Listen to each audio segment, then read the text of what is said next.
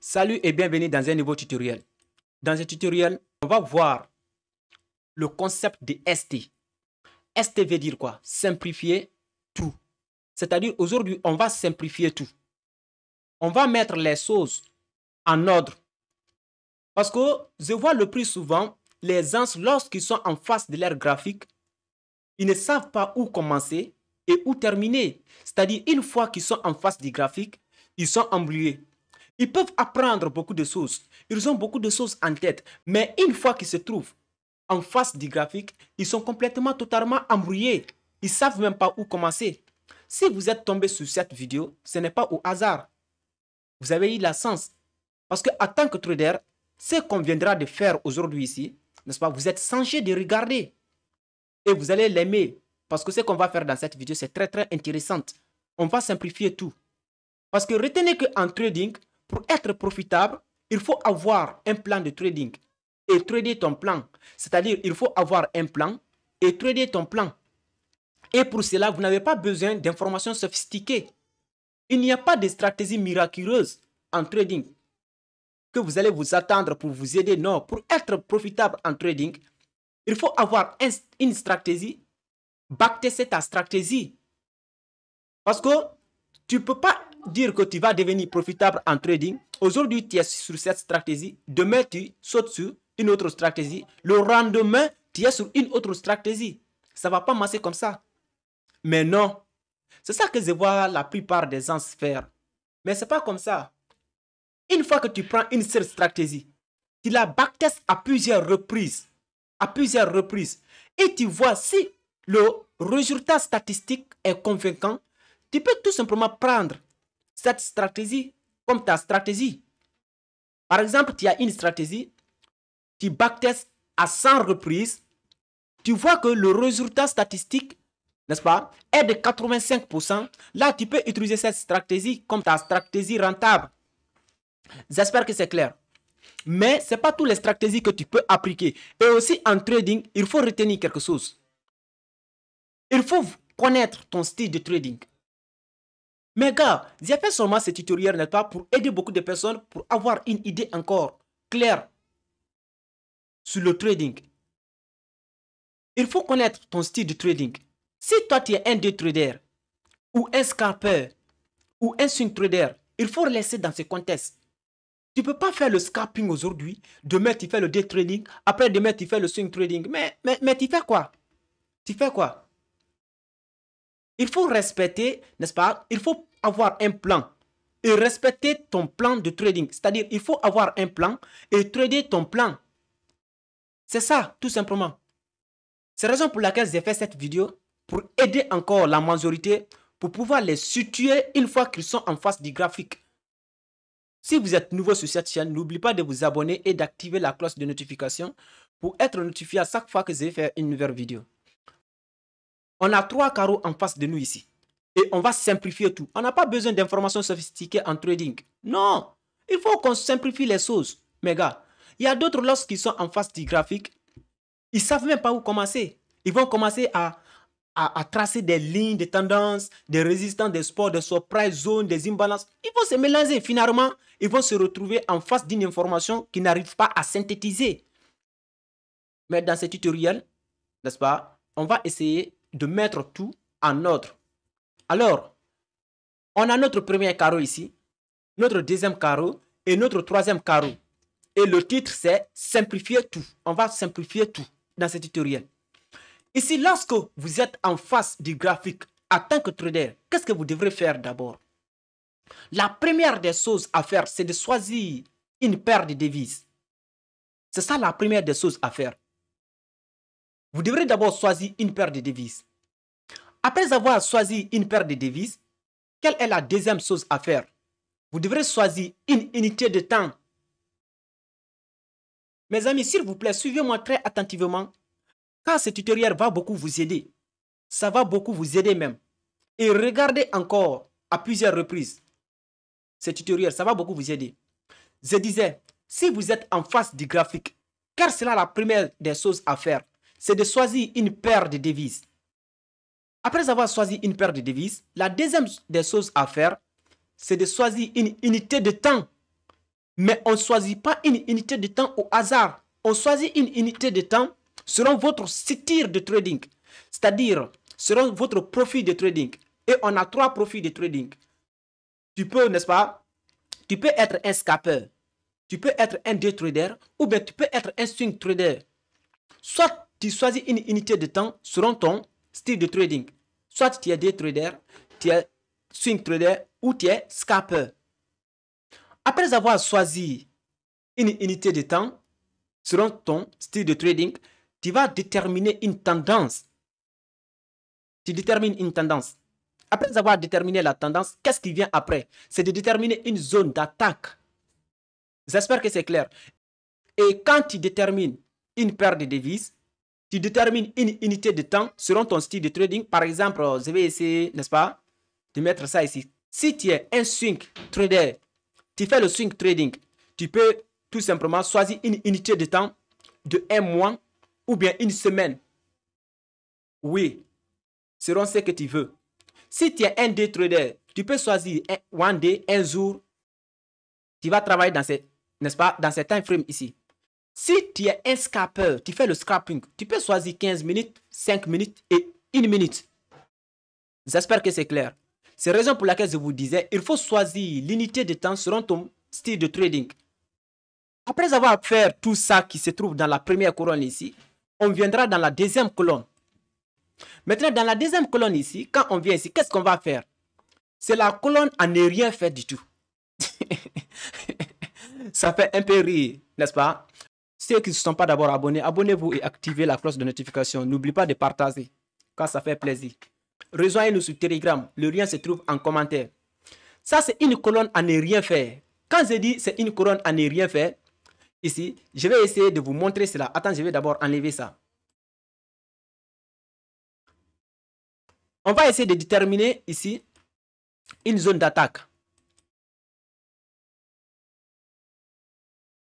On voit que nous sommes dans une tendance haussière. Alors, on va prioriser les achats, n'est-ce pas? On va chercher des opportunités d'achat parce que tout simplement, nous sommes dans une tendance haussière.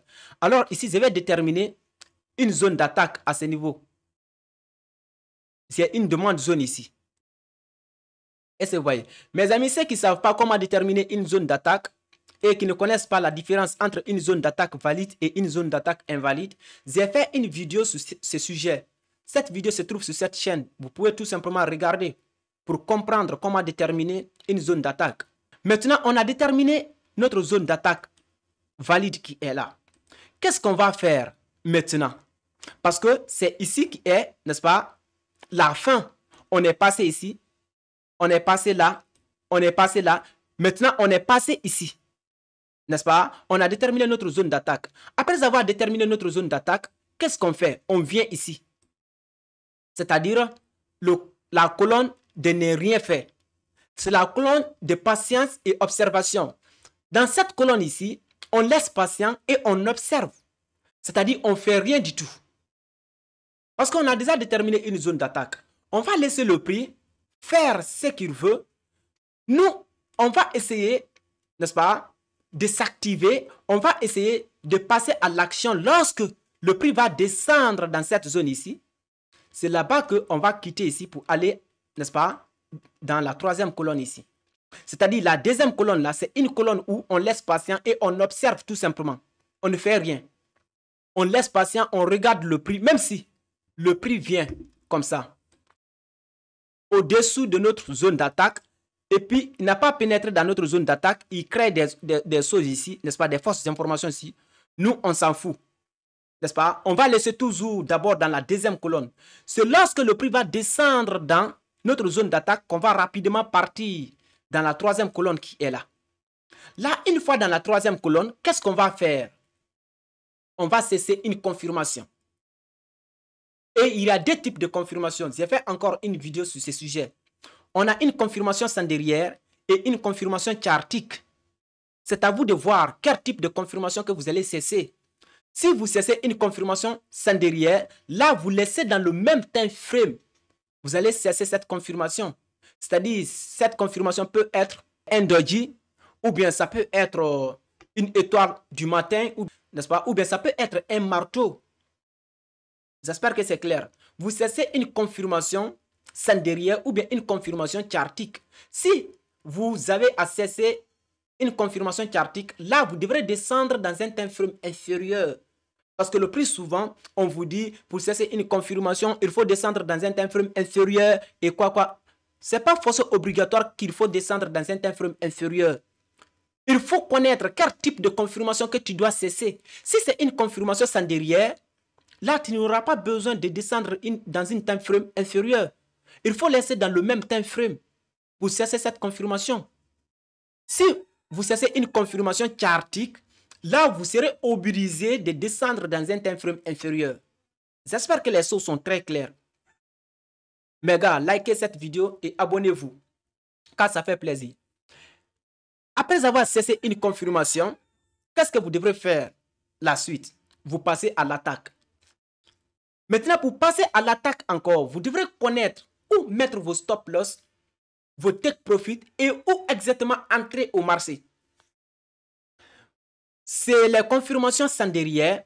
Votre entrée, n'est-ce pas, va dépendre du type de confirmation que vous allez trouver. Sur les confirmations chartiques encore, votre entrée, votre point d'entrée va dépendre sur le type de confirmation que vous allez avoir encore. Ça veut dire que votre point d'entrée va dépendre du type de confirmation que vous allez avoir. N'est-ce pas? Si vous trouvez une confirmation à ce niveau, là, vous faites votre entrée tel que ici, on fait un assa à ce niveau. Et puis, on met notre stop loss tout légèrement au-dessus de ce creux qui est là, ici. Et on target la liquidité externe qui est là. On va targeter la liquidité externe qui est là. Cette liquidité externe qui est là. On tire jusque là. Vous avez vu? Alors, avec ça, ici, j'espère que j'ai un plan et je trade encore mon plan. J'espère bien vous comprenez. Ok. Maintenant, si le prix déjà a pénétré ici et que moi j'ai trouvé une confirmation, je suis déjà en position, qu'est-ce que j'ai fait? N'est-ce pas? Il ne faut pas avoir de l'émotion. Il faut laisser le prix faire ce qu'il veut. N'est-ce pas? Il ne faut pas avoir de l'émotion si le prix monte un peu, puis le prix descend ici, et puis tu veux maintenant sortir. Non. Non. Si tu as fait des analyses très bien, et, n'est-ce pas, tu es sûr de l'analyse que tu as fait, alors il faut laisser le prix faire ce qu'il a à faire. Je n'ai pas dit que tu ne peux pas protéger, n'est-ce pas, ta position. Et ça sera l'objectif, n'est-ce pas, d'une autre vidéo. Tu peux protéger ta position, soit break-even ou bien tu peux en tout cas protéger ta position. Si tu as un profit, tu peux protéger ta position, c'est tout. Est-ce que vous comprenez? Mais cela ne veut pas dire, n'est-ce pas, chaque fois lorsque tu vois le prix monter et puis un peu de retracement ici et puis tu sors déjà en position. Non. Quand tu fais ça, n'est-ce pas, pour que tu sois rentable en trading, ça sera très très difficile. Ça sera très difficile. J'espère que c'est clair. Ok. Pour un récap, je disais, si vous êtes en face du graphique pour la première fois, c'est de déterminer une paire de devises, un time frame selon votre style de trading. Si vous êtes un scalper, un swing trader ou bien un day trader. Après avoir déterminé une unité de temps, vous allez déterminer maintenant une tendance. Soit une tendance haussière, une tendance baissière. Parce qu'on a trois types de tendances. On a une tendance haussière, on a une tendance baissière et on a un range. Vous déterminez votre tendance. Nous voulons ici une tendance haussière ou une tendance baissière. Après avoir déterminé une tendance, vous déterminez votre zone d'attaque. Après avoir déterminé votre zone d'attaque, vous allez rapidement sur la deuxième colonne, qui est une colonne à ne rien faire. Vous laissez patient et vous observez. Lorsque le prix descendra dans votre zone d'attaque, c'est là-bas que vous allez courir rapidement pour aller dans la troisième colonne. Et la troisième colonne, qu'est-ce qu'on a à faire? C'est de cesser une confirmation. Et je vous ai dit qu'on a deux types de confirmation. On a une confirmation chartique et une confirmation senderière. N'est-ce pas? Vous cessez l'une des confirmations. Si vous trouvez une confirmation, vous passez à l'attaque. Et je vous ai dit, lors du passage à l'attaque, votre point d'entrée va dépendre du type de confirmation que vous allez avoir. J'espère que c'est clair. Tout ce qu'on vient de dire ici, là, on va aller sur le graphique et puis on va essayer de l'appliquer là-bas. Mes amis, N'oubliez pas de vous abonner et d'activer la cloche de notification pour être notifié à chaque fois que je vais faire une nouvelle vidéo. Likez et partagez car ça fait plaisir. Rejoignez-nous sur Telegram, le lien se trouve en commentaire. Ok mes amis, nous voici sur le graphique. La première des choses, c'est de choisir une paire de devises. J'ai déjà choisi une paire de devises qui est là. J'ai choisi le BTC. La deuxième des choses, c'est de choisir une unité de temps. N'est-ce pas? J'ai choisi mon unité de temps qui est là. C'est-à-dire, c'est un exemple que je vous montre. Ici maintenant, comme je vous ai dit, vous choisissez votre unité de temps selon votre style de trading. Maintenant, ici, j'ai choisi mon unité de temps. Je vois que nous étions dans une tendance baissière, mais il y a eu changement de caractère à ce niveau ici. Là, nous entrons dans une tendance haussière maintenant. Ça veut dire que ici, la tendance, elle est haussière ici. Alors, je vous ai dit que dans une tendance haussière, on favorise les achats. Ou bien, là, je vais chercher une opportunité d'achat. Dans les tendances haussières, on cherche toujours des opportunités d'achat. Ok. Après avoir déterminé ma tendance, qu'est-ce que je dois faire? Je dois déterminer une zone d'attaque. Ou je dois passer une attaque. Je dois placer un ordre d'achat. Alors, je détermine une zone d'attaque. Je peux voir ici, je peux constater ici encore que il y a un break of structure, c'est-à-dire une cassure de structure à ce niveau. Et cette cassure de structure ici a commencé à ce niveau-là. On peut voir que, n'est-ce pas, la demande zone qui est là est valide. Parce que regardez, cette demande zone qui a conduit à la cassure de structure à ce point-là ici, a créé de l'imbalance. On peut même constater ici, il y a de l'imbalance ici. Vous avez vu? Il y a de l'imbalance à ce niveau ici. Ça, c'est de l'imbalance. Là, cette demande zone-là, n'est-ce pas, est active. Cette demande zone-là est valide. Est-ce que vous comprenez? Là, on va déterminer, on va prendre cette demande zone-là comme notre zone d'attaque ici. C'est une zone très large. C'est très large. Là, on va prendre cette demande zone-là comme une demande zone valide. Et cette demande zone-là, elle est même valide. Ce n'est pas, on va prendre, elle est même valide. Avec de l'imbalance, tout, elle est valide. Alors, qu'est-ce qu'on va faire pour la suite? Là, on a déjà notre zone d'attaque ici. Et je vais tirer un peu ici. On a notre zone d'attaque valide ici. Qu'est-ce qu'on va faire? On va passer maintenant, n'est-ce pas, sur la deuxième colonne. La colonne à ne rien faire. C'est-à-dire, vous laissez patient et vous observez. On va laisser patient et on va observer. Le prix est descendu dans notre zone d'attaque. Est-ce que vous voyez?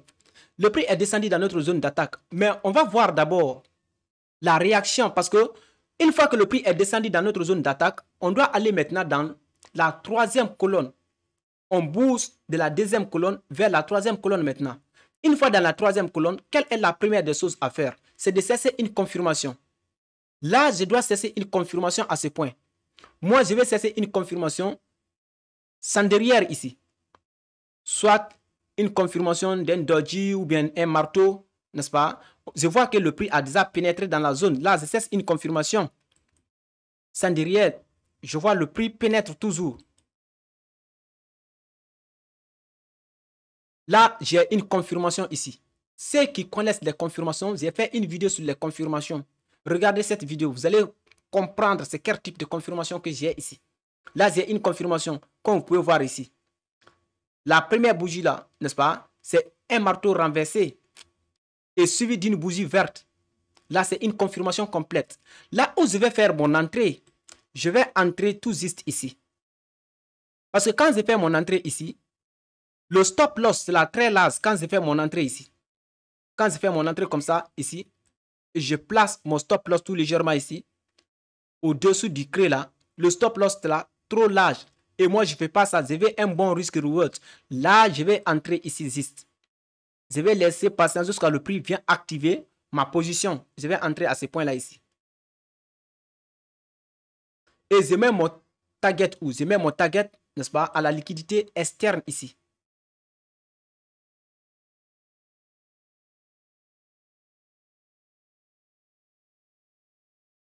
Je vais targeter ici. Mais retenez que le plus souvent, moi, je ne mets pas mon target juste à ce point. Je laisse une petite espace pour une raison de sécurité entre la liquidité externe et mon take profit. Ça, c'est moi qui sais pourquoi j'ai fait ça. Est-ce que vous comprenez? Là, on va essayer de voir ce qui va se passer. Le prix a activé ma position. Vous voyez, non? Ma position est déjà activée. Là, on va progresser pour voir. Vous voyez, n'est-ce pas? Vous avez vu, déjà, mon take profit est déjà atteint. Est-ce que vous comprenez? Mon take profit a été touché à ce point-là. Là, ça, ce sont des arts, de choses que vous devrez faire lorsque vous êtes en face de votre graphique. Ne vous précipitez pas. Il ne faut pas vous précipiter. Si c'était d'autres personnes, lorsque... Attends, je vais essayer d'enlever ça même. Si c'était d'autres personnes, lorsque le prix, n'est-ce pas, a commencé à descendre comme ça, déjà, ils sont déjà en position ici, hein, mais le prix déjà a commencé à descendre avec cette bougie rouge là, ils allaient sortir en position. Ils allaient sortir, fermer leur position, tout simplement, avec l'émotion. Est-ce que vous comprenez? Ils allaient fermer leur position en perte. Et si c'était encore d'autres, après avoir vu le prix descendre et puis commencer à aller jusqu'à ce niveau-là, et le prix commence à redescendre encore, d'autres allaient dire, ah oui, il faut que je sorte en position. Cette position-là, n'est-ce pas, ne sera pas profitable, ça ne va pas masser. Ils allaient sortir en position. C'est ça que je vous ai dit. Si tu es un trader, il faut avoir un plan et trader ton plan. Si tu as déjà fait l'analyse, n'est-ce pas, il faut avoir confiance en toi. Si tu as fait les choses dans les normes, il faut avoir confiance en soi-même. Est-ce que vous comprenez? Là, regardez, si vous avez pris position, peu importe ce que le prix va faire, il faut toujours respecter ton plan. C'est tout. Comme je disais, tu peux protéger ta position, mais cela ne veut pas dire que émotionnellement, tu sors de position ou bien avec l'émotion, tu fais... Non, non, non, non. Si tu fais ça, tu travailles avec l'émotion, tu seras toujours perdant. C'est clair. Parce que c'est que le prix à faire ici, là, si c'était quelqu'un qui avait de l'émotion, j'allais déjà sortir en position. Mais je maintiens toujours ma position parce que je sais ce que j'ai fait, n'est-ce pas, est correct. Oui, c'est pas mauvais de faire des pertes en trading. Non, c'est pas mauvais. Les pertes viennent avec de l'expérience. Même si je fais des pertes, je vais savoir ce qui ne masse pas. Ce que j'ai fait, réellement ce qui n'a pas massé. Et mais pourquoi, n'est-ce pas, je suis sorti perdant? Pourquoi ma position est partie en perte? Je dois savoir la cause. Faire des pertes en trading n'est pas un problème. Est-ce que vous comprenez? Mais ne pas faire des profits encore en trading, c'est ça qui est un problème. Faire des pertes n'est pas un problème, mais ne pas faire des profits, c'est ça qui est un problème. Ok. Ici déjà, je vois encore que ici, la structure a été cassée à ce niveau. Je peux encore cesser, n'est-ce pas, des positions ici. Des positions d'achat toujours. Là, je vais minimiser ça. Notre première position était profitable, non? Ici, je vois que à ce niveau-là, la demande zone qui a conduit à cette cassure de structure, il y a de l'imbalance. Cette demande zone a formé de l'imbalance. Vous voyez ici, il y a de l'imbalance ici. Alors, cette demande zone sera attractive par le prix. Cette demande zone va attirer le prix. Là, on va essayer de déterminer cette demande zone comme notre zone d'attaque ici. Comme ça. Après avoir déterminé votre zone d'attaque, vous laissez patient et vous observez. Si le prix descend dans votre zone d'attaque, c'est là-bas où vous allez aller dans la troisième colonne pour cesser une confirmation. Est-ce que vous comprenez? On va essayer de voir ce qui va se passer. Le prix est descendu dans notre zone. Là, on va cesser de confirmation, comme je vous ai dit toujours. Moi, je vais cesser une confirmation sans derrière ici. On voit, n'est-ce pas? On a une confirmation ici solide. Mais nous, on ne va pas faire notre entrée ici. On ne va pas faire notre entrée juste là. Non. C'est-à-dire, si on fait notre entrée ici, le stop loss sera trop large. On n'aura pas un bon risque reward. Est-ce que vous comprenez? Là, je vais faire mon entrée où? Je vais faire mon entrée tout juste à ce niveau-là ici. Soit au milieu de cette bougie ici. Ou bien je descends un peu en bas ici. Pour voir, parce que je fais le trading pour être, n'est-ce pas, pour avoir du profit, mais pas pour cesser des pertes. Ou bien, si le trade va et que je n'entre pas en position, ça sera bon. Pourquoi? Parce que je n'ai pas fait de pertes et je n'ai pas fait de gains. Mais si j'entre à ce niveau-là et que je fais des pertes, c'est que ça va beaucoup jouer sur moi, non? Là, il ne faut pas que je vais sasser le graphique, non. Je laisse patience, je respecte mon plan. Je vais entrer en position à ce point, ici. Je mets mon stop loss tout légèrement ici.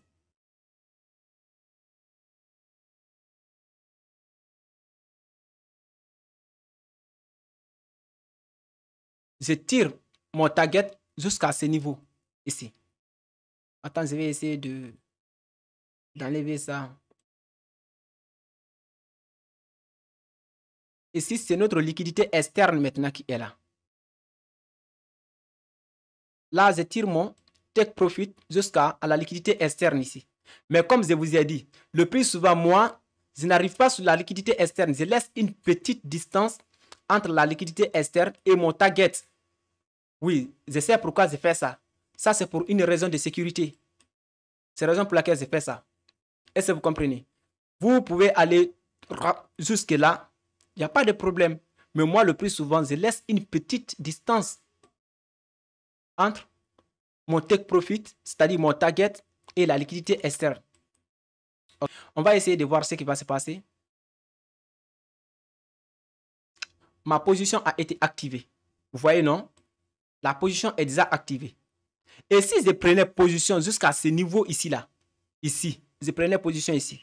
Regardez, mon stop loss est trop large. C'est la raison pour laquelle je suis descendu, j'ai pris position ici, là. Et ma position a été activée. J'ai pris position au milieu de cette bougie-là parce que cette bougie de confirmation-là est trop longue.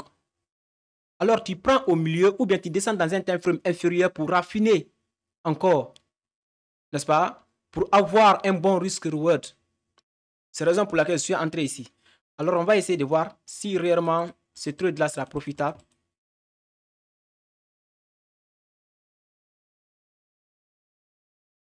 Oui, comme on peut constater ici, le trade-là encore allait être profitable. Regardez. C'est avec juste la messe. Ici, mon take profit est touché. Mais la liquidité externe qui est en haut ici n'est pas d'abord ramassée. Est-ce que pouvons-nous, selon vous, est-ce que pouvons-nous déterminer une zone d'attaque à ce niveau? La réponse est non. Pourquoi? Parce que d'abord, cette demande zone-là n'est pas valide. Parce que pour qu'une demande zone soit valide, il faut que cette demande zone conduise à une cassure de structure. J'espère que c'est clair. On ne peut pas déterminer une zone d'attaque ici. Parce que vous voyez très bien, cette zone-là n'a pas conduit à une cassure de structure. Ici, on avait déterminé notre zone, notre demande zone ici. C'est-à-dire notre zone d'attaque. Le order block qui est là. Parce que tout simplement, elle avait conduit à une cassure de structure à ce point. Ici aussi, on avait déterminé ça, notre zone d'attaque. Une demande zone là. Parce que tout simplement, cette demande zone avait conduit à une cassure de structure. Mais ici, ça n'a pas conduit à une cassure de structure. Alors, je ne vais pas prendre, n'est-ce pas? Je ne vais pas déterminer une zone d'attaque ici. Je vais d'abord attendre, voir ce que le prix va faire.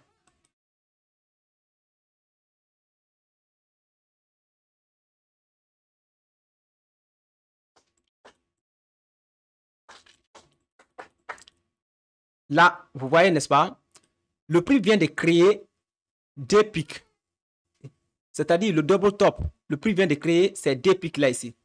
Et on sait que lorsque le prix crée des pics, la cassure de la ligne du coup, c'est là notre point d'entrée. J'espère que c'est clair.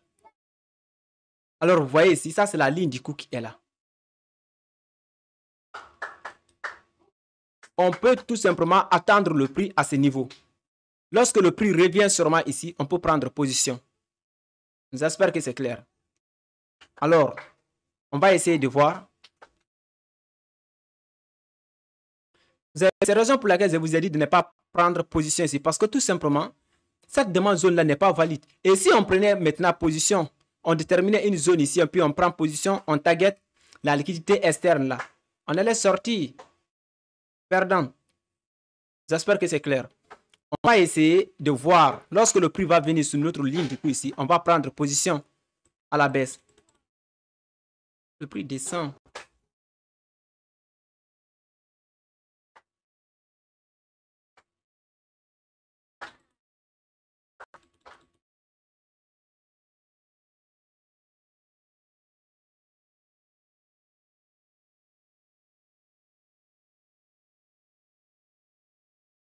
Je vais tirer un peu comme ça.